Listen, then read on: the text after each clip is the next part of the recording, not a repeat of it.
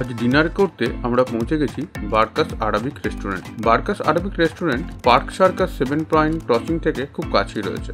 Middle eastern কুজিনস এবং ambience আপনি এই রেস্টুরেন্টে পাবেন। বার্কাস আরবিক রেস্টুরেন্ট আরও যে জন্য পরিচিত সেটা হলো মান্ডি বিরিয়ানি।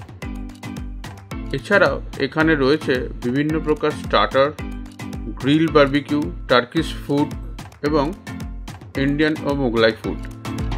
প্রথমে আমরা অর্ডার করলাম আল ফাহাম। টেস্ট খুব একটা খারাপ লাগলো না, তবে আমাদের একটু সল্টি লেগেছে। এরপর অর্ডার করলাম আরাবিয়ান স্পেশাল ফিশ।